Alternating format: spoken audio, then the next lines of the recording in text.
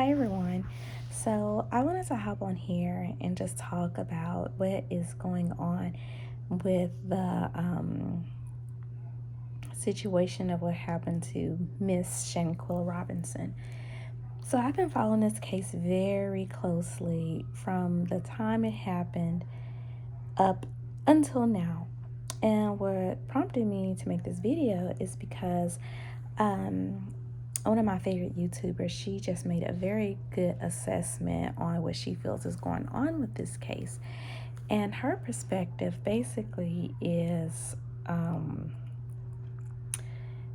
the Mexican government is about to put some immense pressure on the US government to bring those kids back to Mexico, and that the United States is pretty much afraid for those kids' lives because they feel that the owner of the resort has been a big businessman in Mexico since the 80s. He obviously has big money and big pull, and he is very upset that this happened at his resort. And she also made mention that, I'm sorry, I got a total brain fart. Oh, yeah. So she made mention that this villa is no longer on any travel booking sites. So I just felt that I have a whole lot to say about everything. And let's not forget about this journalist who has been talking to all of the bloggers. There is only one journalist that is only talking to the bloggers. And at first they were saying he's putting his life on the line talking. He doesn't want to give out too much information and all this and all that. Well, let me just address these things that's going on here from my perspective. And me, I've been around this world for a very long time. I have seen how things can pan out, and I pretty have a good assessment on things.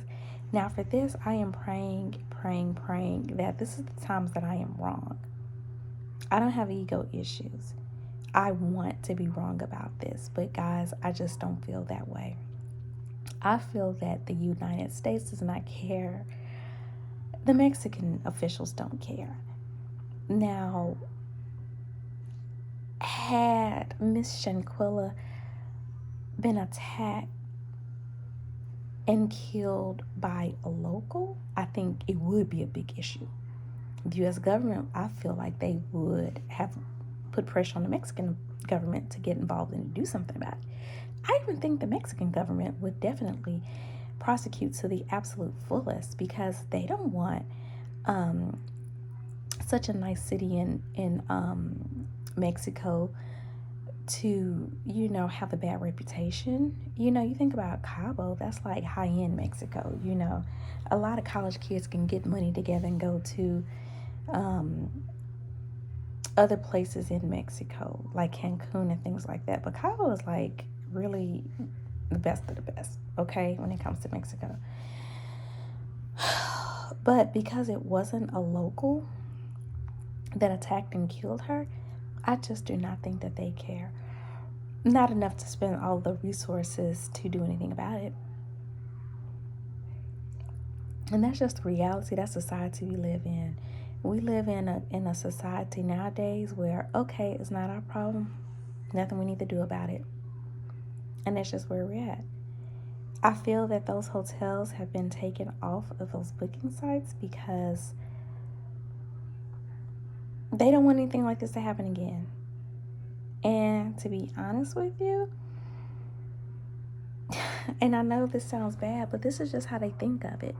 They see the Cabo Six, what they look like, their disposition, just everybody is like, well, yeah, I mean, look at her friends. Of course this happened to her. I think it's one of those situations.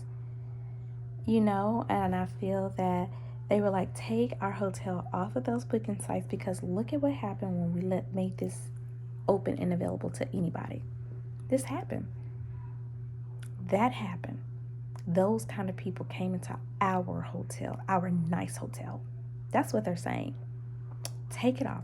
Only let, I don't know, Travel, maybe American Express Travel Club members, or, I think it's something like that.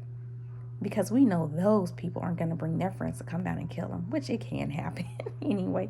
Plenty of times rich husbands kill their wives and stuff like that, or wives kill their husbands on vacation.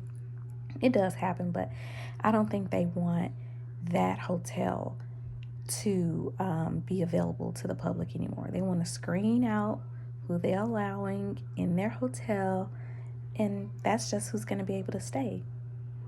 And nobody's scared to stay there anymore. Nobody's going to say, oh my God, that's where that poor girl was killed. I don't want to stay there anymore. Because in their mind, it's like, well, her friends did that to her. I mean, that could happen anywhere. Those were her friends. It wasn't someone off the streets that's casing the hotel to see who they could rob or kill. It was her friends. My friends wouldn't do that, so I don't have anything to worry about. And then the journalist, he was put in place by the Mexican government for such times as these. Anytime something happens to these people, they call this guy, okay, let's act like your life is in danger, giving out this information. It's just to keep the bloggers at bay. Because let's be honest, this is where we're all getting our information from, is from the bloggers. And I'm very appreciative of you guys, because that's how I've been staying abreast of what's been going on, because Lester Holt's not talking about it. He's talking about those 4 college kids in Idaho, but he didn't talk about Miss Shanquilla.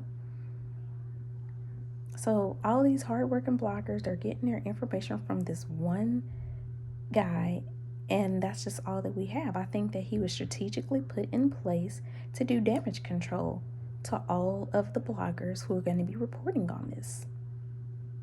And that's just what it is. Again, I hope that I'm wrong, and I hope that this lady and her family can get justice. And my heart breaks for that young lady, because she was so beautiful.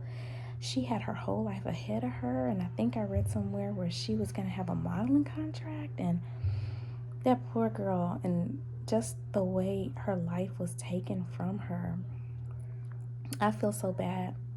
It literally breaks my heart. Her mom lost her baby girl. Her daddy lost his daughter.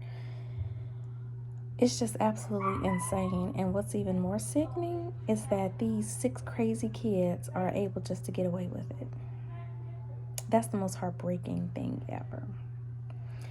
But anyway, I just wanted to come on here and say that, because I know a lot of our hopes were up so high. We were just waiting for the day that those kids are arrested and they're in a penitentiary in Mexico, and they are doing hard time for the crime that they committed. But guys, I don't think it's going to happen.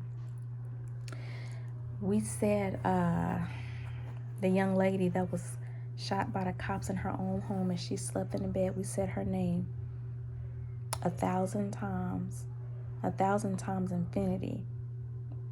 Nothing ever happened. Nothing happened. But I do want to say this. Let's not go into 2023 carrying the baggage of the cares of the world with us. We can feel sadness in our heart. We can care for her in our heart. I don't even know that young lady, and she has a place in my heart, because I feel so terrible what happened to her. But anyway, I hope everyone has a good night, and just be kind to each other. Be kind, because when something happens, we just don't know what to expect. I hope everybody's going to go to night watch service. Hopefully you guys can bring your oil, have your pastors anointed. I don't know, whatever you guys do in your worship service. But stay blessed, guys, and have a good night.